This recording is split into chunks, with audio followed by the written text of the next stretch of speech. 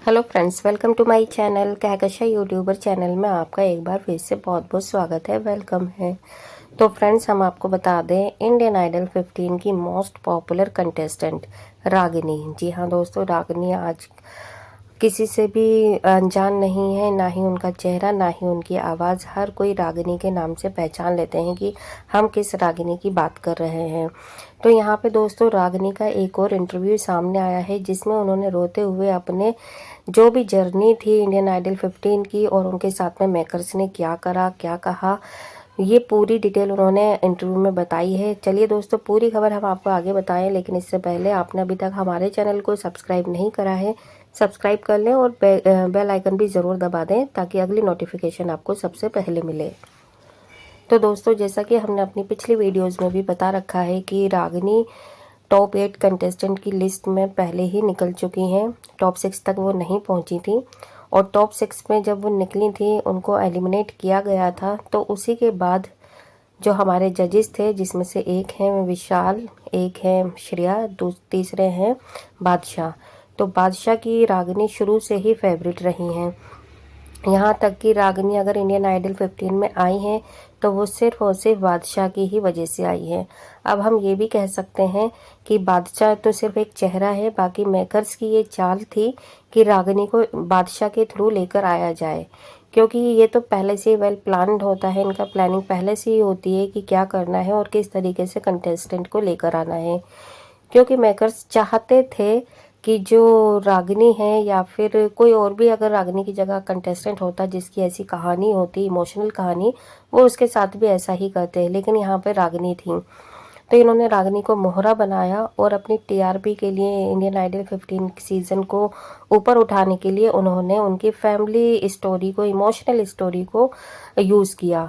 तो यहाँ पे हम आपको आज ये बताने वाले हैं कि आखिर कौन सी ऐसी स्टोरी थी जिन्होंने मेकर्स ने, जजेस ने यूज़ करा टीआरपी को बढ़ाने के लिए। और यही चीज़ रागिनी ने बाहर आके बोली है।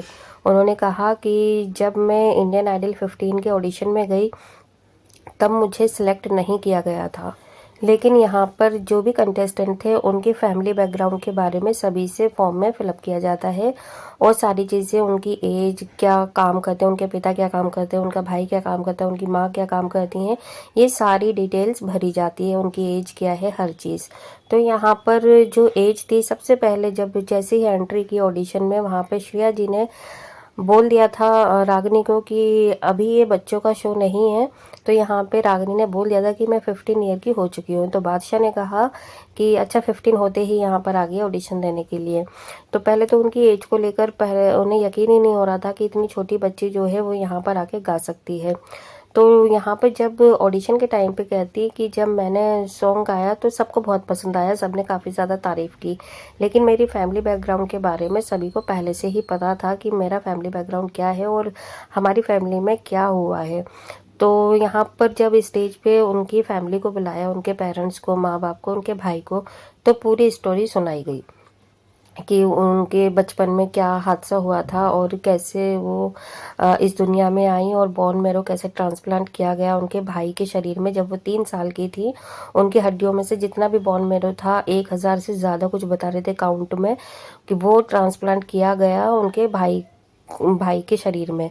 तब जाके उनके भाई जो हैं, ब्रदर जो हैं, वो आज की डेट में यहाँ तक हैं। और उनके पेरेंट्स मतलब रो रहे थे अपनी कहानी बताते हुए, जो भी कहानी नहीं, उनकी जो ज़िंदगी की सच्चाई थी वो बताते हुए।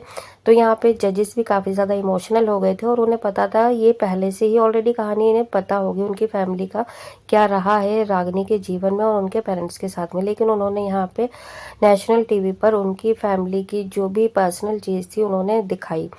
ठीक है, आप उसे सिंपैथी कह दें या इंडियन आइडल के मंच पर कहानी जब बताई गई है तो जनता से एक कनेक्टिविटी करवा दी रागिनी के साथ में, और साथ ही साथ ये देखने के लिए कि अब नेक्स्ट एपिसोड में क्या होगा क्या नहीं, तो उन्होंने अपनी भी टीआरपी बढ़ा ली।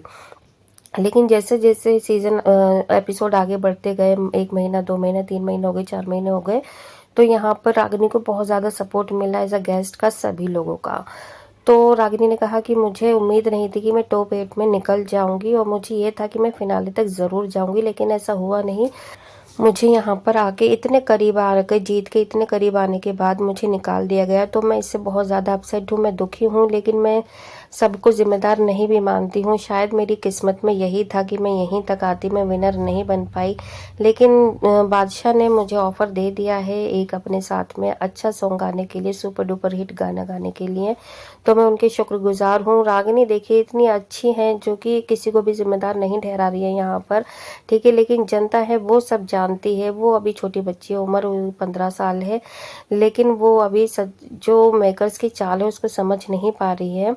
वेल दोस्तों, आप क्या कहेंगे इस बारे में? आप भी हमें अपनी राय कमेंट बॉक्स में कमेंट करके ज़रूर बताइएगा। क्या वाकई में रागिनी का यूज़ किया गया था यहाँ तक पहुँचने में, टीआरपी लाने के लिए इंडियन आइडल 15 की, और जैसे ही टीआरपी मिल गई आप हो गई और रागिनी को निकाल दिया गया शो से?